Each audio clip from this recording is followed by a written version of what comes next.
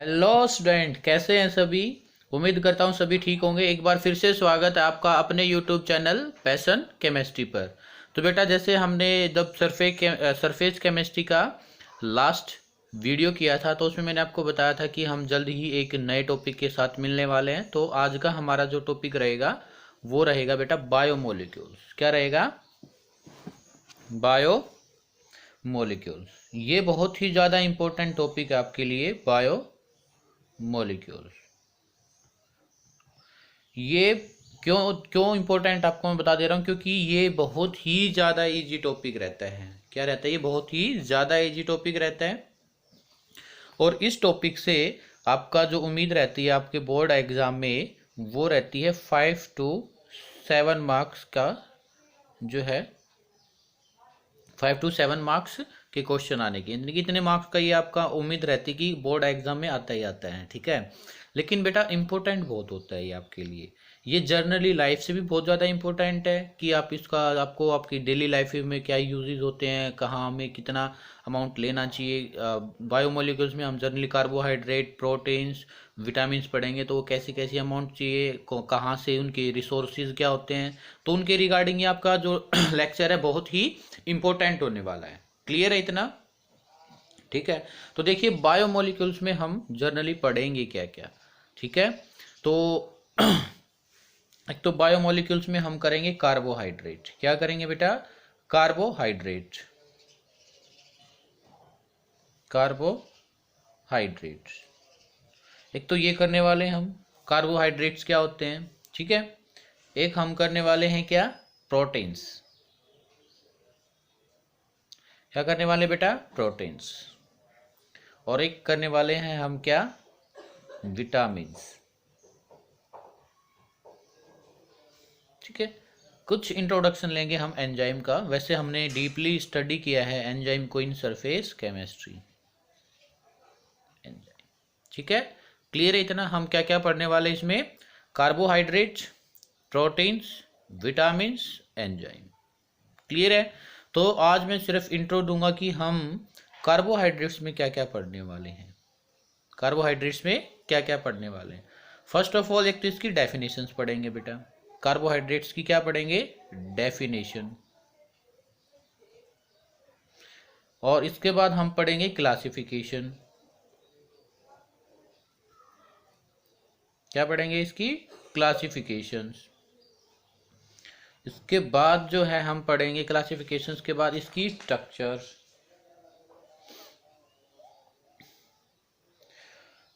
क्या पढ़ेंगे? Structures. Structure of carbohydrates. इसमें कार्बोहाइड्रेट्स में क्या है, हम स्पेसिफिक एग्जांपल्स लेके चलेंगे, जैसे ग्लूकोज। आपके सिलेबस में क्या है बेटा? ग्लूकोज और फ्रक्टोज। इनकी डीपली स्ट्रक्चर्स पढ़ेंगे हम। क्लियर है इतना? ठीक है। इसके बाद कुछ इसी के दौरान पढ़ते टाइम हमारे पास एक क्या है, 1 मार्क्स में क्वेश्चन पूछ ले जाते हैं। क्या? Non reducing sugar. और क्या पढ़ेंगे? Non reducing sugar. इनके क्या मीनिंग होते हैं? ये काफ़ी बार आपसे पूछा जाता है, कोई भी कम्पिटिटिव एग्जाम में, वहाँ भी आपसे काफ़ी बार क्वेश्चन पूछ लिया जाता है कि बताइए which of the following is reducing sugar और नॉन रिड्यूसिंग शुगर। आपको एग्जाम्पल दे देंगे। क्लियर है? ठीक है।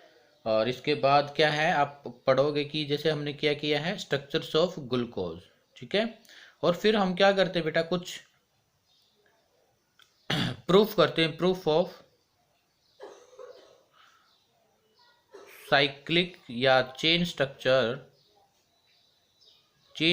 Of glucose. ठीक है। फिर हम जैसे स्ट्रक्चर्स के बारे में, फिर साइक्लिक स्ट्रक्चर्स को हम पढ़ेंगे। साइक्लिक स्ट्रक्चर ऑफ ग्लूकोज या फ्रक्टोज। यहाँ भी फ्रक्टोज आ सकता है बेटा प्रूफ में। क्लियर है इतना? तो ये क्या बेटा, इसमें जर्नली फिर क्या आता है, ये इसकी साइक्लिक स्ट्रक्चर्स है, ओपन स्ट्रक्चर है, चेन स्ट्रक्चर्स बोलते हैं ओपन को। तो इनके प्रूफ क्या है कि भाई जो अभी अभी धीरे धीरे आपको सब क्लियर होगा कि इसमें हम क्या पढ़ने वाले हैं, ठीक है। नेक्स्ट कुछ है नोमेनक्लेचर्स के रिगार्डिंग। नोमेनक्लेचर,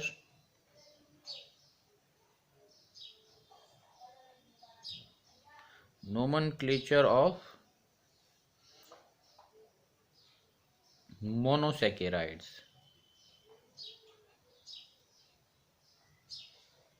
ठीक है। इसके बाद हम पढ़ने वाले बेटे इसमें कुछ एग्जाम्पल्स, क्या एग्जाम्पल्स होंगे जो कि आपके क्या है, सिंपल डाइसैकेराइड्स के एग्जाम्पल्स क्या होते हैं। एग्जाम्पल्स को हम उनकी स्ट्रक्चर्स को डीपली स्टडी करने वाले, यानी कि डाइसैकेराइड्स, डाइसैकेराइड्स, पॉलीसैकेराइड्स के भी एग्जाम्पल्स लेंगे हम, ठीक है। एक डेफिनेशन तो आपकी आती है, एनोमर्स क्या होते हैं, काफी बार पूछा जाता है एनोमर्स, एपीमर्स, ठीक है, एनोमर्स, एपीमर्स, ओके।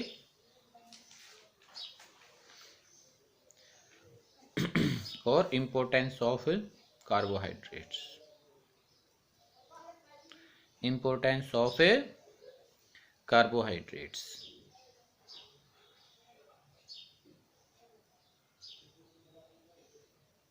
तो देखिए बेटा, जर्नली इसमें कुछ क्या है, ब्रॉडली लेवल पर देखें तो हम कार्बोहाइड्रेट्स में ये जो है इंपॉर्टेंट टर्म्स और इसमें कुछ भी है आपकी रिएक्शंस रिगार्डिंग, स्ट्रक्चर्स रिगार्डिंग, ठीक है, क्लासिफिकेशंस के रिगार्डिंग, ये सब हम कार्बोहाइड्रेट्स में कवर करने वाले हैं।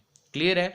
इतना आपका कवर होने के बाद आपका कार्बोहाइड्रेट्स जो है बहुत ही डीपली हो जाता है, मतलब आपके एग्जाम में कोई क्वेश्चंस नहीं रहेगा आपका, गारंटी है ये मेरी आपसे। क्लियर इतना।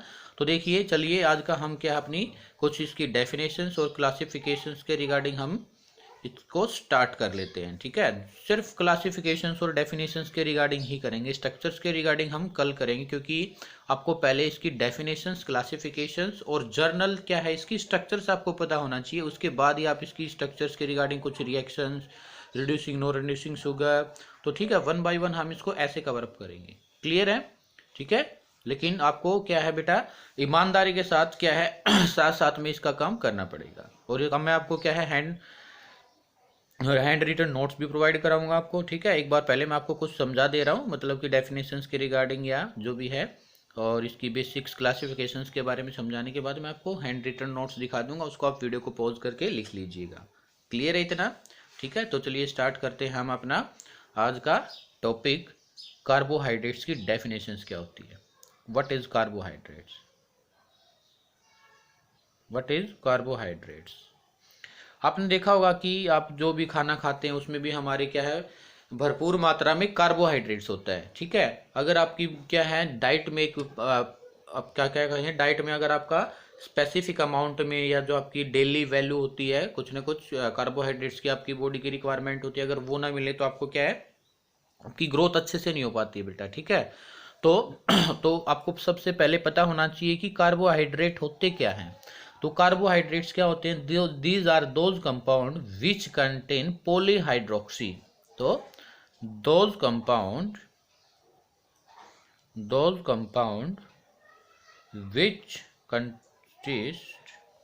which consist of polyhydroxy,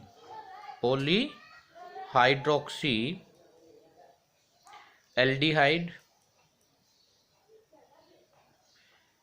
और कह सकते हो आप polyhydroxy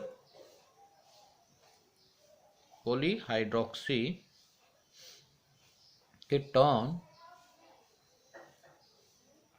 group and gives this group on hydrolysis is known as and give this group on hydrolysis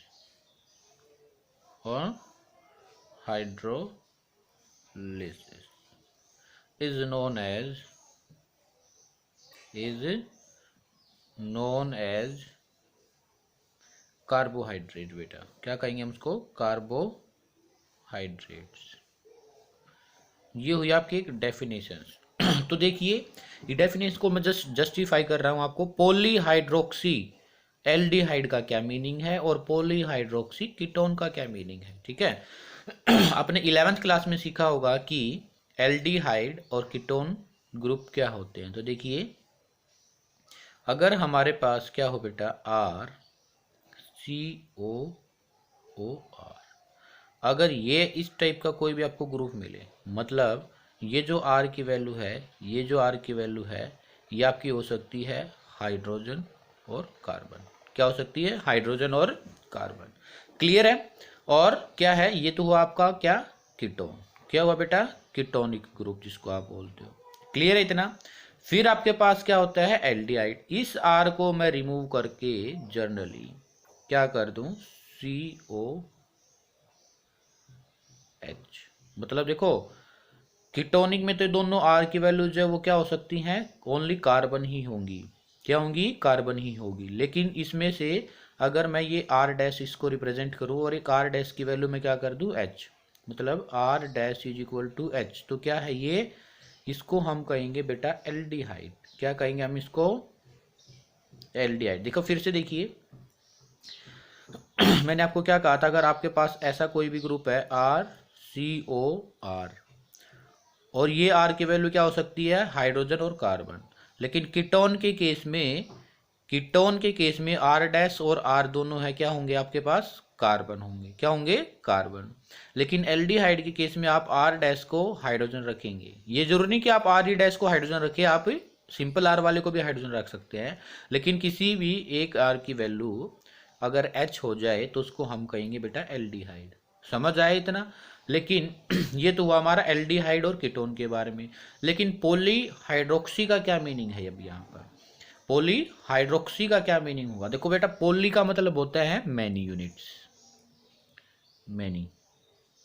जब इसको सिंपल वर्ड में समझना चाहो तो क्या है? लार्ज, या आप कह सकते हो मैनी यूनिट्स ही रख लो, मैनी यूनिट्स ही रख लो, ठीक है। मैनी यूनिट्स किसकी? हाइड्रोक्सी का मतलब होता है बेटा आपका हाइड्रोक्सी।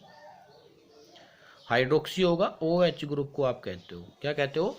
OH को। तो आपने नोमेनक्लेचर सीखा तो वहां पर आपने सीखा होगा अगर एल्डिहाइड या कीटोन ग्रुप, अज्यूम कीजिए यहाँ आपका क्या है, एक तो एल्डिहाइड ग्रुप है और एक क्या है? एल्कोहल ग्रुप है। तो वहां पर आपने एक प्रेफरेंस ऑर्डर देखा था आयुपैक नेमिंग के अकॉर्डिंग कि एल्डिहाइड को हम प्राइमरी फंक्शन मानेंगे, फंक्शनल ग्रुप, और हाइड्रोक्सी को क्या मानेंगे? सेकेंडरी। और सेकेंडरी में तब OH ग्रुप को आप सेकेंडरी फंक्शनल ग्रुप, यानी कि OH को तो आप सेकेंडरी फंक्शनल ग्रुप मानते हो, तो उसको उस टाइम पर हम कहते हैं हाइड्रोक्सी। क्या कहेंगे? हाइड्रोक्सी। ये आप 11th क्लास में क्या है देख सकते हैं, सीख आपको पता होगा कि अगर आपने 11th में आयुपैक अच्छे से किया है, नहीं किया तो मैंने आपको बता दिया। देखो हमारा 2 टाइप्स के फंक्शनल ग्रुप होते हैं बेटा, एक तो प्राइमरी और एक सेकेंडरी, ठीक है। तो वो प्रेफरेंस ऑर्डर आयुपैक ने दे रखा है कि अगर हमारे पास एक से ज़्यादा फंक्शनल ग्रुप आ जाए तो उसका एक ऑर्डर दिया गया है आपकी बुक में, आप देख भी चेक भी कर सकते हो, ठीक है। तो उस टाइम क्या होता है बेटा, जो प्राइमरी फंक्शनल ग्रुप है उसको तो हम क्या मानते हैं? मेन फंक्शनल ग्रुप, और उसकी हम नेमिंग देते हैं, जैसे एल्डिहाइड है तो AL से, कीटोन है तो ON से। फिर बचा सेकेंडरी फंक्शनल ग्रुप, यानी कि अल्कोहल को हमने क्या माना? फिर सेकेंडरी अल्कोहल ग्रुप। तो इसकी जो एंडिंग होगी वो OL से नहीं होगी, वो किससे होगी? हाइड्रोक्सी लिखेंगे हम उसको। क्या लिखेंगे? हाइड्रोक्सी। मतलब secondary functional group as a prefix होगा वहां पर। क्या होगा? परफिक्स। और ये क्या होगा? सफिक्स। क्लियर है इतना? ठीक है। तो चलिए एक एग्जांपल्स लेते हैं बेटा जी हम।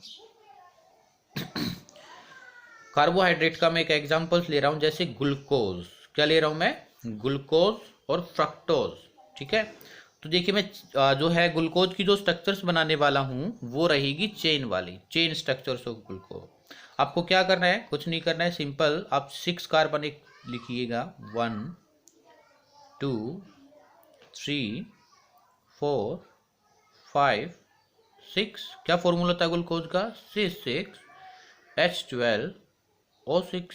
होता है नहीं होता है? तो बेटा जो आपका फर्स्ट कार्बन है इसके एक साथ लगा दीजिए O। कार्बन कितने बॉन्ड बनाता है, आप एक बात याद रखेंगे कि कार्बन हमारा 4 बॉन्ड बनाएगा, ऑक्सीजन हमारा 2 बॉन्ड बनाएगा और हाइड्रोजन 1 बॉन्ड बनाएगा। ये सब कुछ कंडीशंस को फुलफिल करना आपको, क्लियर है। तो देखो कार्बन ने कितने बॉन्ड बनाए हैं यहाँ पर 1 2 3, तो एक जो बॉन्ड रिमेनिंग रहा उसको आप बना दीजिए बेटा जी H, क्लियर है। फिर आपको क्या करना है, देखिए ये हो गया फर्स्ट कार्बन वाली बात। First, second, third, fourth, fifth, sixth. Second वाले कार्बन के साथ लगा दीजिए OH राइट की साइड और H लेफ्ट की साइड। लेकिन थर्ड वाला बहुत ही ज़्यादा इंपॉर्टेंट रहता है, इस पर जो OH लगेगा बेटा वो लगेगा लेफ्ट की साइड और H राइट की साइड, बस इसी पर चेंज होता है। और बाकी क्या है, सभी OH आपके कहाँ होंगे, राइट की साइड होंगे, क्लियर है। इस कार्बन ने कितने बॉन्ड बनाए 1 2 3, एक बचा तो इसको आप कंप्लीट कर दीजिए हाइड्रोजन से। तो ये क्या स्ट्रक्चर्स हुई बेटा आपकी, साइक्लिक स्ट्रक्चर्स ऑफ ग्लूकोज। किसकी स्ट्रक्चर है ये आपकी, cyclic structures of A glucose. अब हमारे पास क्या रहा, फ्रक्टोज। क्या रहा बेटा, फ्रक्टोज की स्ट्रक्चर्स देख लीजिए आप। तो कार्बन कितने होते हैं फ्रक्टोज में 5, कितने कार्बन होंगे, सॉरी कार्बन में भी क्या होता है, फ्रक्टोज में भी कार्बन कितने होते हैं 6, कितने कार्बन होंगे बेटा 6। तो उसकी स्ट्रक्चर्स देखिएगा आप,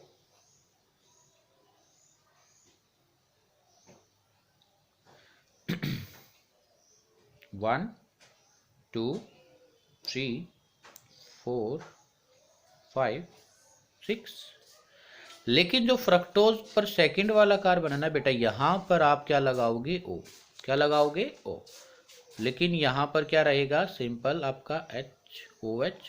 थर्ड वाले का वही आपको याद रखना है कि लेफ्ट साइड क्या होगा OH H OH OH OH।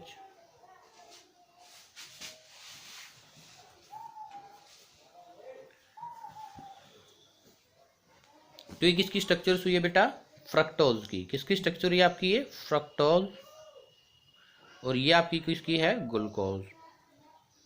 देखो फॉर्मूला सेम है आपका, इसका भी क्या फॉर्मूला है 6H12O6। लेकिन डिफरेंस कहाँ आया है आपका, डिफरेंस आया है इनकी स्ट्रक्चर्स में। देखिए इसमें तो जो फंक्शनल ग्रुप है, एक बार आप ध्यान से देखें तो अगर मैं इस पूरी को क्या मान लूँ R, क्या मान लें हम इसको पूरे को R ग्रुप, तो क्या है ये RCOH।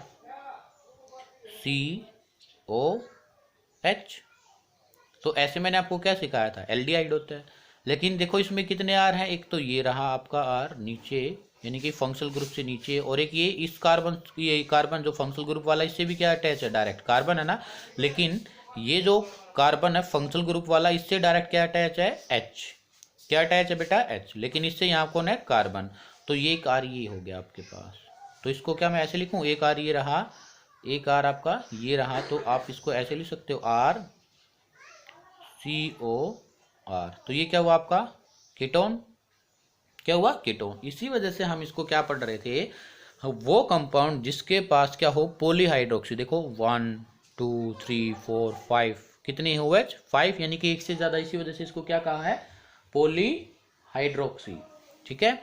और इस केस में भी हमारे पास क्या है, पॉलीहाइड्रोक्सी। लेकिन इसमें फंक्शनल ग्रुप क्या है बेटा, कीटोन, और इसमें हमारा फंक्शनल ग्रुप क्या है, एल्डिहाइड, ठीक है। तो इसी वजह से हमने क्या कहा था कि वो कंपाउंड जिसके पास पॉलीहाइड्रोक्सी कीटोनिक ग्रुप हो या पॉलीहाइड्रोक्सी एल्डिहाइड ग्रुप हो, और या ये ग्रुप ना हो लेकिन ऐसा कोई भी कंपाउंड हो कि अगर हम उसकी हाइड्रोलिसिस कर दे, क्या कर दे, हाइड्रोलिसिस। जैसे हम पॉलीसैकेराइड पढ़ेंगे बेटा, वहां पर आपको नहीं मिलेगा कि डायरेक्ट ये ग्रुप CO ग्रुप मिल जाए या CHO ग्रुप मिल जाए, लेकिन तब हम उसकी हाइड्रोलिसिस करते हैं तो ये ग्रुप जरूर ना जरूर कहीं ना कहीं आपको मिलते हैं, तो उनको हम क्या कहेंगे, कार्बोहाइड्रेट। तो समझ आया कार्बोहाइड्रेट्स क्या होते हैं, क्लियर है आपको इतना, ठीक है। तो अब इसकी क्या है, क्लासिफिकेशन देख लीजिए बेटा, क्लासिफिकेशन ऑफ कार्बोहाइड्रेट्स।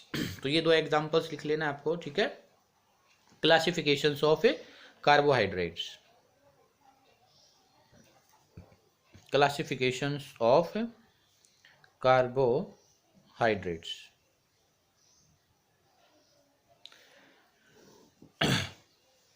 तो फर्स्ट आपका होता है बेटा मोनोसैकेराइड्स।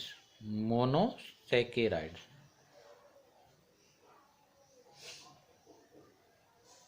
मोनोसैकेराइड्स तो क्या होते हैं मोनोसैकेराइड्स? ये सिंपल और बेसिक यूनिट होती हैं। These are simple and basic units of carbohydrates.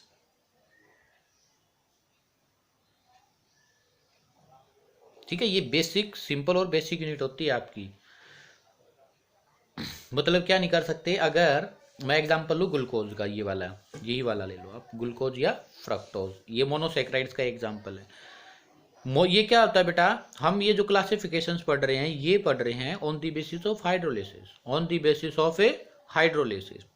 क्या होता है कई बार, जैसे मोनोसैकेराइड है, मोनो का मतलब होता है सिर्फ एक ही यूनिट, वन यूनिट, सिर्फ एक ही यूनिट हो किसकी, कार्बोहाइड्रेट की। अगर आप इसका हाइड्रोलिसिस करने लग जाओ तो हाइड्रोलिसिस नहीं होगा। क्यों नहीं होगा? क्योंकि ये एक ही यूनिट है। क्या फर्दर आप इसको डिवाइड कर सकते? नहीं कर पाएंगे, तो फर्दर डिवाइड नहीं होगा। तो ऐसी कोई भी यूनिट, उसको हम कहेंगे मोनोसैकेराइड्स, लाइक ग्लूकोज, फ्रक्टोज, और आप इसमें ले सकते हो राइबोज। क्या एग्जाम्पल ले सकते हो? और राइबोज। काफी टाइम आपसे ये भी क्वेश्चंस पूछने की पॉसिबिलिटी रहती है कि बताइए which of the following is a monosaccharides. Clear है? तो ऐसे एग्जाम्पल्स आपको फाइंड आउट करने जो कि सिर्फ क्या हो, एक ही यूनिट हो, जैसे कि ग्लूकोज, फ्रक्टोज, राइबोज, मैंने एग्जाम्पल्स दिए आपका। क्लियर है इतना? तो देखिए सेकंड हमारे पास ओलिगोसैकेराइड्स। क्या है? ओलिगोसैकेराइड्स।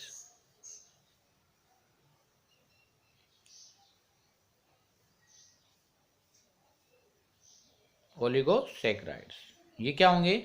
ये वो कार्बोहाइड्रेट्स देते हैं जो क्या है, हाइड्रोलिसिस पर 2 से 10 मोनोसैकेराइड यूनिट हाइड्रोलिसिस देंगे। ठीक है, कि these are those carbohydrates, these are those carbohydrates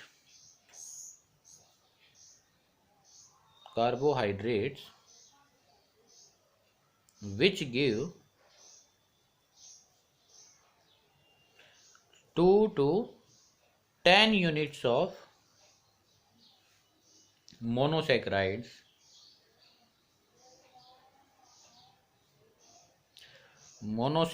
units after hydrolysis।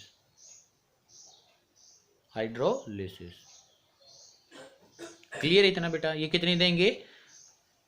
2 to 10 unit देंगे। मतलब इसमें अब यूनिट क्या होगी, जैसे आप एज्यूम कीजिए ओलिगोसैकेराइड्स में क्या होगा कि आप क्या है 10 यूनिट ऑफ ग्लूकोज क्या किया, कंबाइन किया और एक अदर स्ट्रक्चर्स बना ली, तो वो स्ट्रक्चर्स पॉलीसैकेराइड हो सकती है। लेकिन तब आप उसका हाइड्रोलिसिस करोगे तो अगर ये 10 कंबाइन हुआ तो आपको क्या मिलेगा? ये 10 ही मिलेगा। क्लियर है? तो ये मीनिंग हुआ।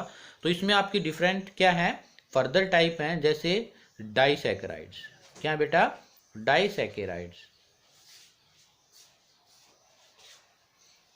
डाइसैकेराइड्स देखो, तो डाई का मतलब क्या होता है बेटा? यहाँ 2। कितनी यूनिट मिलेंगी आपको? हाइड्रोलिसिस करोगे किसी भी डाइसैकेराइड्स का तो 2 यूनिट्स मिलेंगी। तो those carbohydrates which give 2 monosaccharides units on hydrolysis. ठीक है, कितनी यूनिट मिलेंगी? ये सेम डेफिनेशन से मैं शॉर्ट फॉर्म में लिख रहा हूँ। विच गिव कितनी? 2 monosaccharides, 2 monosaccharide unit after hydrolysis. कितनी यूनिट मिलेंगे हमें? 2 यूनिट मिलेंगी। उसको हम क्या कहेंगे? डाइसैकेराइड। 6 के एग्जांपल्स है बेटा, सुक्रोज, माल्टोज, ग्लैक्टोज।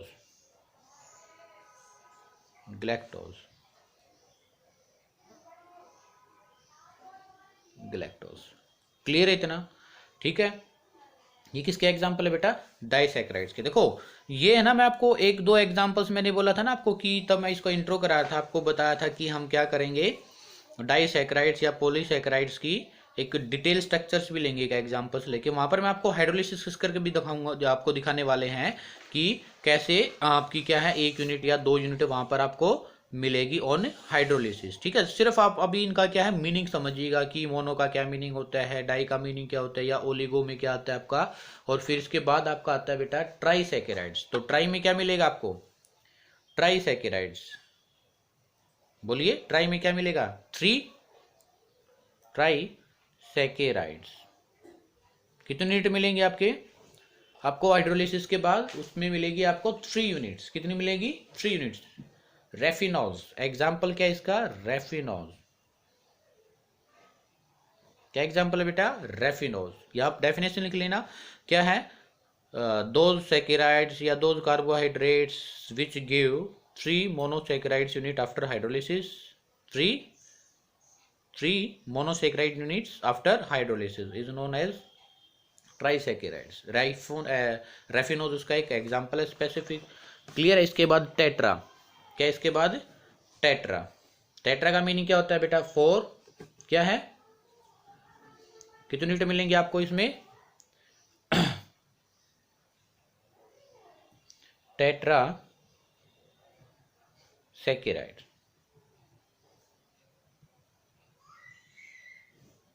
टेट्रासैकेराइड्स में क्या होगा, दोज कार्बोहाइड्रेट विच गिव 4 मोनोसैक, कितनी देंगे इसमें, 4 मोनोसैकेराइड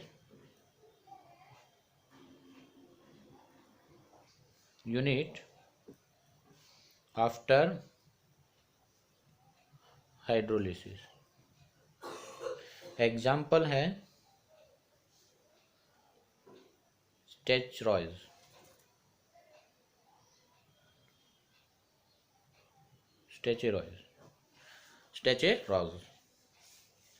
स्टेचेरॉज इसका एक एग्जाम्पल है बेटा। लास्ट आपका पॉलीसैकेराइड्स, क्या है, पॉलीसैकेराइड्स। पॉलीसैकेराइड्स क्या होंगे, क्लियर है। तो पॉलीसैकेराइड्स में क्या होंगे, विच गिव कितनी यूनिट दे आपकी, 100 units, greater than 100 units, give greater than 100 units of monosaccharides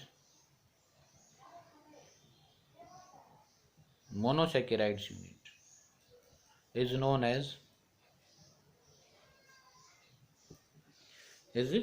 as polysaccharides।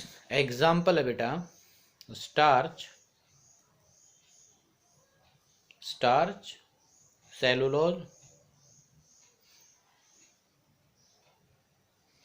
Glycogen. ठीक है, कहाँ मिलता है सेलुलोज, प्लांट की जो बाहर की कवरिंग होती है वहां पर क्या मिलता है, सेलुलोज ना। ठीक है, इसके बाद जो आपका आता है बेटा, वो कुछ बेसिक्स आपकी क्या होंगी, बेसिक्स डेफिनेशंस होंगी जो आपसे काफ़ी बार एग्जाम में पूछ ली जाती है। जैसे शुगर क्या होती है, नॉन शुगर क्या होती है, रिड्यूसिंग शुगर क्या होती है, और नॉन रिड्यूसिंग शुगर क्या होती है। ठीक है, सिर्फ आप आज इतना ही कीजिएगा, टाइप्स ऑफ ए कार्बोहाइड्रेट्स। ठीक है, types of A carbohydrates and simple definitions of carbohydrates. Clear है। तो मिलते हैं जल्द ही नए लेक्चर के साथ, जिसमें हम कवर करेंगे बेटा क्या, शुगर क्या होती है आपके पास, शुगर क्या होगी, या नॉन शुगर हम किसको बोलते हैं, नॉन शुगर। एक तो ये पढ़ेंगे, और एक पढ़ेंगे रिड्यूसिंग शुगर और नॉन रिड्यूसिंग शुगर। तो उम्मीद करता हूँ आज का जो टॉपिक आपको बहुत ही अच्छे से समझ में आया होगा। मैंने तो अपनी तरफ से बहुत ही डीपली इसकी डेफिनेशंस और टाइप्स जो है समझाने की कोशिश की है। अगर आपको ये वीडियो बेटा पसंद आया है तो प्लीज़ वीडियो को लाइक कीजिए, शेयर कीजिए, और कमेंट बॉक्स में मेंशन कीजिए कि कहाँ पर आपको प्रॉब्लम रहा है, कितना आपको जो है लेक्चर पसंद आया है, और चैनल को सब्सक्राइब करना ना भूलिएगा। ठीक है, तो मिलते हैं जल्दी ही, तब तक के लिए बाय बाय, थैंक यू।